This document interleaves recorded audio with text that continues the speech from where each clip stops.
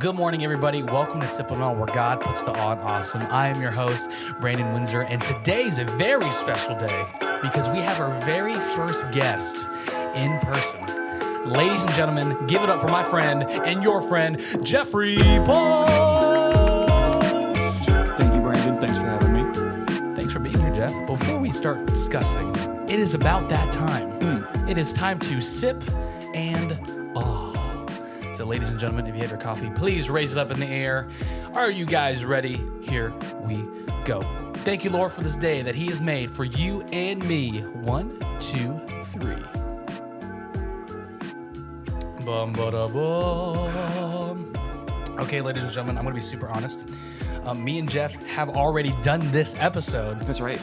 But I didn't really know what I was doing, and we recorded into one channel rather than 2 mic channels, and so you couldn't even hear Jeff at all. So this is part 2 of episode 1 with Geoff Post. Jeffrey, how the heck are you? I'm doing great, Brandon. How are you? I'm doing great. I'm going to ask you the same question that I did about 20 minutes ago. Oh, okay, cool. Why don't you tell the people why the heck you're at my house? See, I'm in your house right now. It's November. It is November. I am here as your birthday presents. And when's my birthday, Jeff?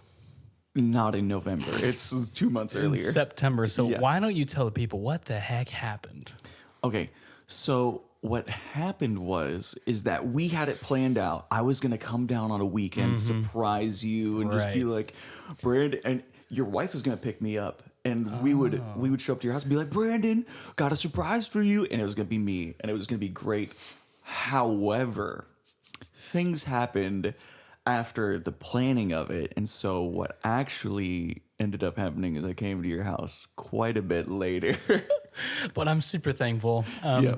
Whenever your wife called me, she called me a week before my birthday. So my birthday fell on a Tuesday this year. She called me the Tuesday before, and she was like, Brandon, happy birthday. And I was like, Alicia, my birthday's next week. She's like, oh, crap. I know, that was my fault too.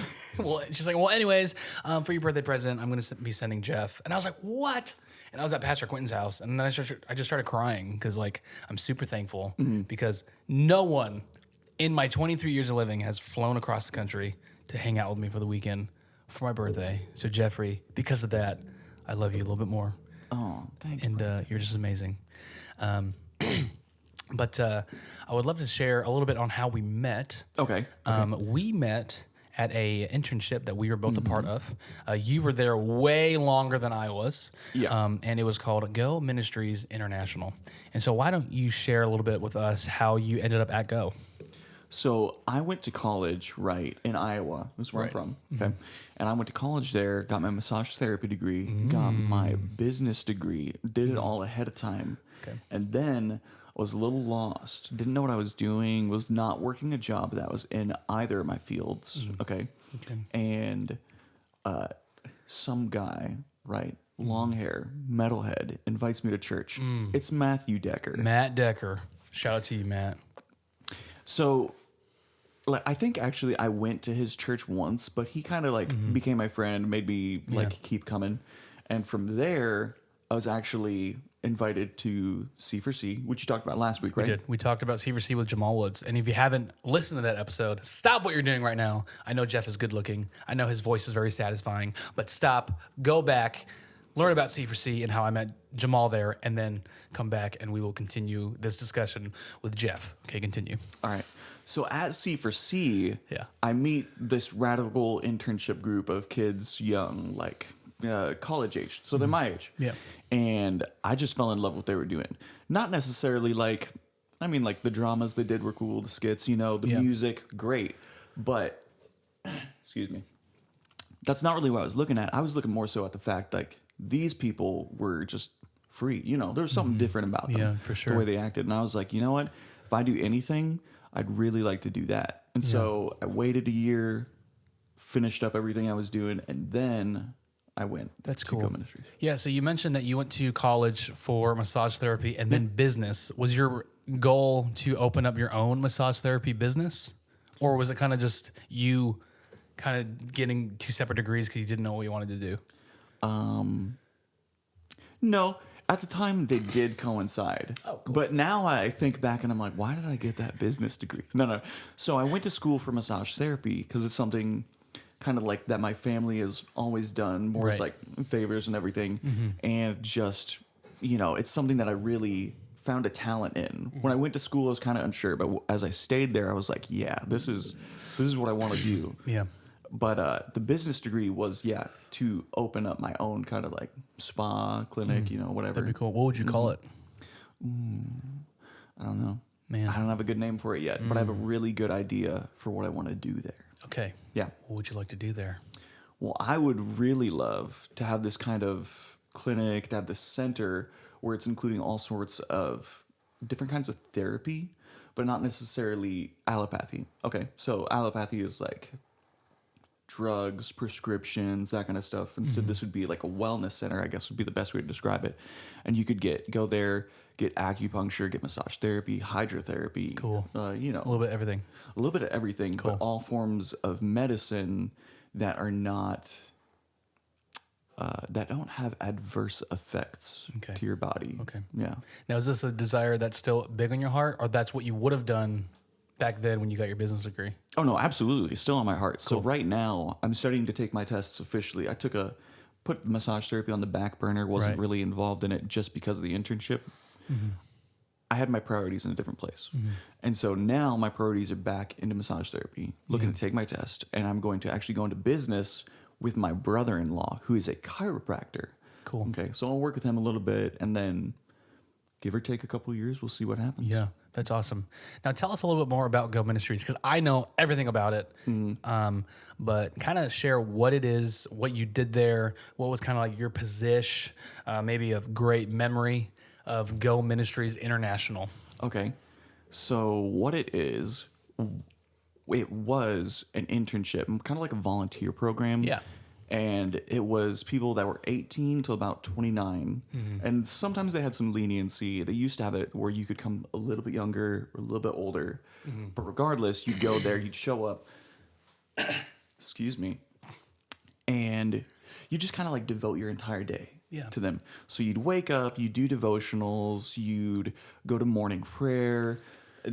Then it was like an hour long. You'd do like a morning session where it's really just like going to church. Yeah. There's a little bit of music. There's a lot of teaching of the word. And then you'd learn all that, take a lunch. You'd go back into another session, but this time a little bit more like a classroom where it was previously like, It's like departments, kind of, right? yeah, departments. You'd learn extra, just extra things like drama, worship, Right. some Creative. people- creative, Yeah. going into like media programming, that kind of stuff, sound technicians. Cool. Yeah. But so really what the program was about, and it was only like a year long. If you wanted to stay longer, you could, and they would teach you other sort of things. Right. But the year-long program was to teach you how to be a good servant and how to properly serve at your church, Yeah. in your full capacity. Sometimes they would help you find your talents, and sometimes you came and you knew what your talent was. You Right. knew what you had to offer to a church. Now, what was your position or your quote unquote title at Go? I had a lot over Yeah. the years. For sure, because actually, the first, if I'm not mistaken, the first 3 years you're an intern, fourth year you're Right. staff, and that's basically kind of like where you lead a department. You're more open to, lead things, lead prayer. You probably could teach, or you can be a guy leader. What did you do when you were in Go?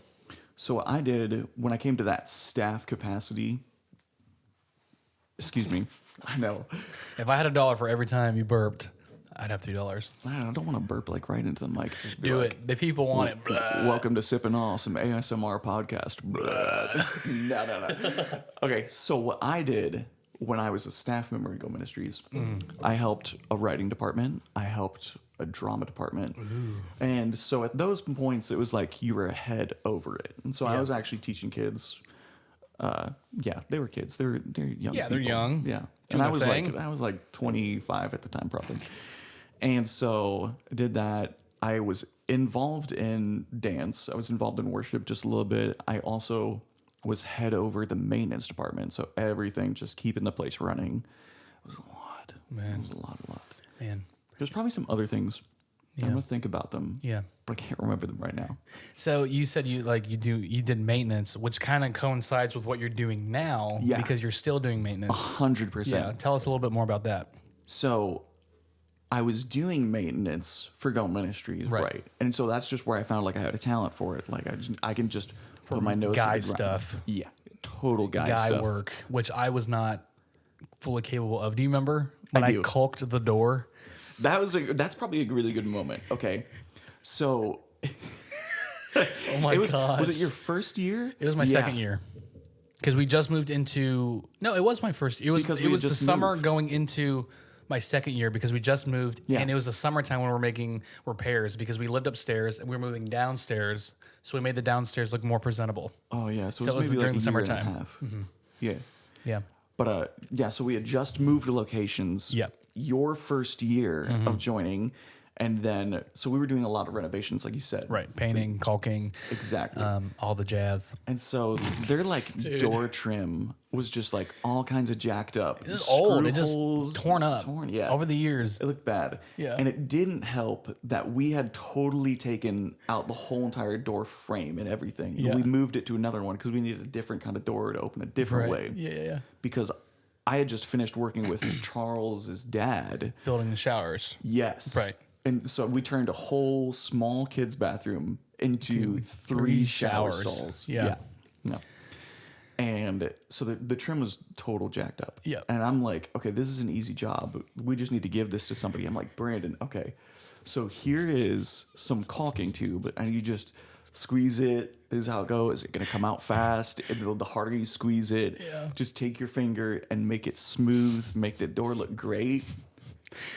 And so I took all Jeff's tips, but it was just my whole life was falling apart. So I would squeeze it, it wouldn't stop. So it's oozing everywhere. I would take my finger and I would smooth it out, but it's getting all over me. And then Jeff comes back and it's a full caulk mess all around me. My whole life is falling apart. You know, your hands are just like Filled with caulk. And I'm like, Jeff, help.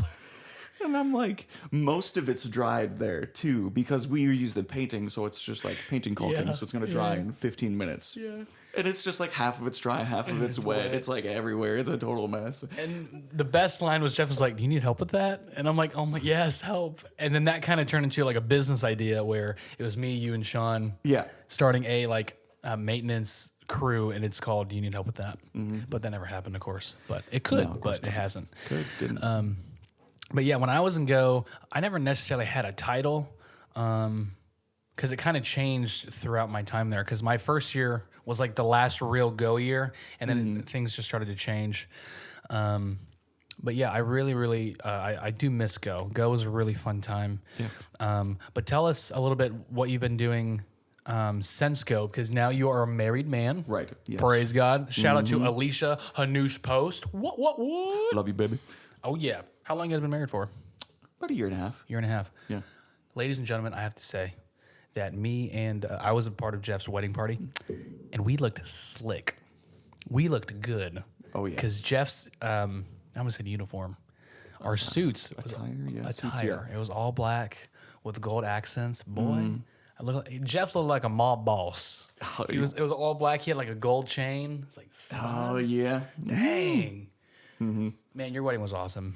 It was. Your wedding was great, too. Thanks. I really appreciate it. I didn't really know what was happening at my wedding because all I remember was my wife asking, hey, do you want more of like a Mexican themed? I said, sure. And then that was Absolutely. it. I showed up, of course, because she's Mexican. I showed up. We have Mexican pots. We have like these banners hanging that you had to hang up. Yeah. Thank you for doing that. I show up as a volunteer. Not even a volunteer. I show up just having fun, hanging out with friends. Sure enough, get roped into doing stuff.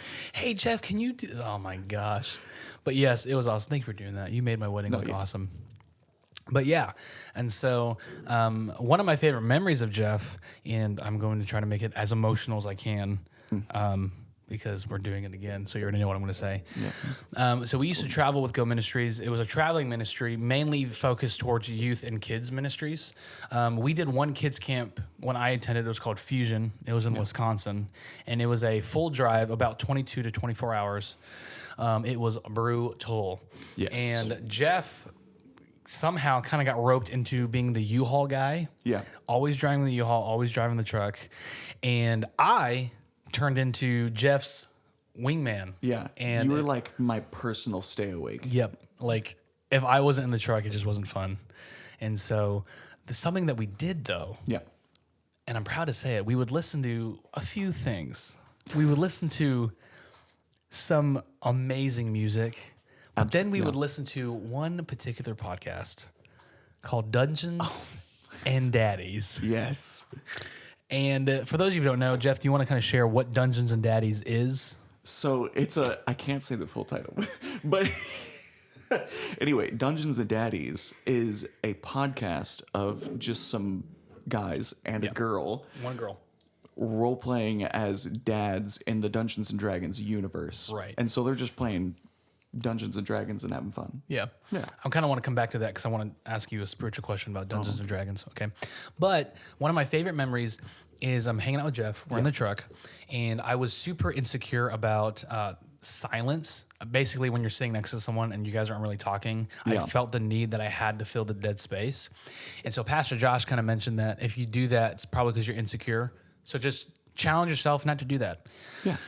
Which really ministered to me because I really did struggle with that. And so the drive starts. Me and Jeff are just driving. It's fun. And then it just kind of turns into this silence. And for me, it's this awkward silence. And in my head, I'm like, oh my gosh, it's happening. Like, what do I do? And then I remember what Pastor Josh said. And I was like, okay, I'm just going to relax. And we didn't talk for a while. I don't know how long it was. It's probably like, it could have been like half an hour to an hour. Yeah, it could have because we were on the road for a long time. And then Jeff goes, can I just share something that's on my mind? And I was like, yeah. And it was so cool because that moment could have been prevented if I was just acting dumb and just making jokes and just trying to make conversation. Yeah, just talking to talk. Right. But the fact that I took some time to pause, opened this door for me and Jeff to get a little bit closer. And so it's funny, whenever we went to bed last night, I was just thinking about that moment, thinking about our friendship, and I got a little bit emotional. So Jeff, thanks for sharing that day. Yeah, absolutely. Thank you for opening that door. But back to Dungeons and Daddies. Oh, boy. Okay. I have a spiritual question. I think we have we have a few more minutes. Okay. We can probably keep this conversation going in part 2 if it goes long. But would you say that Dungeons and Dragons is demonic?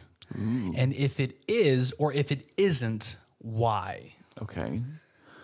Sorry. What? Let's just kind of explain what Dungeons and Dragons is for those who are listening who have no idea what we're talking about. Oh, that's true. Okay.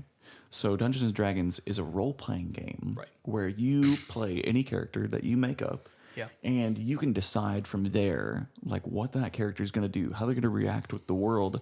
And you play with what was called the Dungeon Master. Now it's called a Game Master. And they kind of control the narrative. They're the storyteller. And so the whole plot, how the game feels, is kind of left up to them, but it's also left up to the players. And they should voice any kind of like concerns if they don't feel comfortable with what's happening. Okay. And so that's the medium of the game. Kind of like you do whatever, follow the rules. Yeah. And so Dungeons and Dragons, do you want me to kind of like go into like the demonic, not demonic part? Or what do you want? Yeah. Let's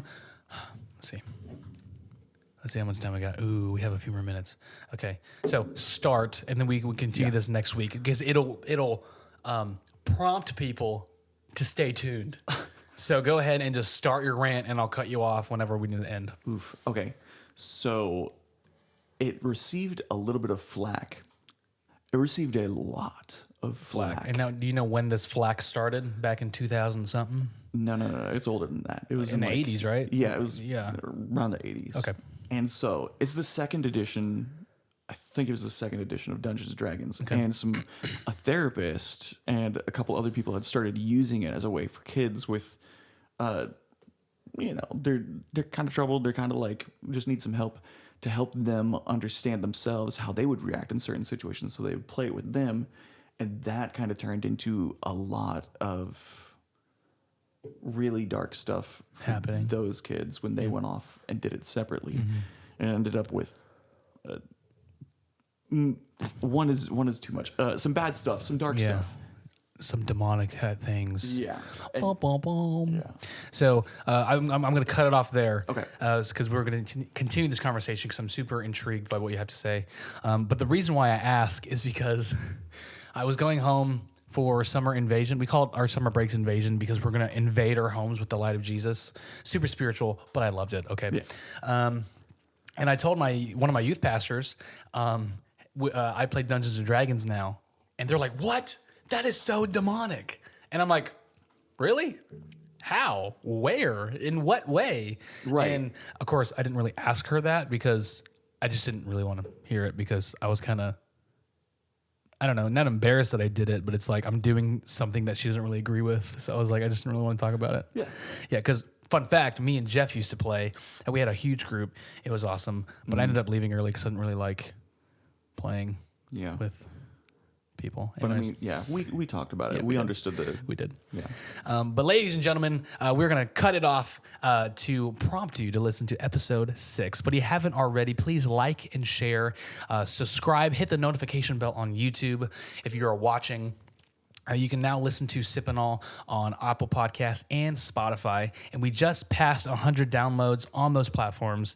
And because of that, I'm super thankful for you guys. We are at 25 subscribers, but we can bump those numbers up because my heart and my goal is for this to be a Christian version of the Joe Rogan podcast, to bring believers, non-believers, and for this thing to blow up. And so I'll share a little bit more about my vision next episode, but I want to have a whole Sip&Awe cafe and everything. And so thank you guys for listening. Have an amazing rest of your week. The fact that you start your week with Sip&Awe truly blesses me. And so stay safe. Have an amazing week, as I said twice already. And we will see you guys next week with part 2 with Geoff Post. See you guys later.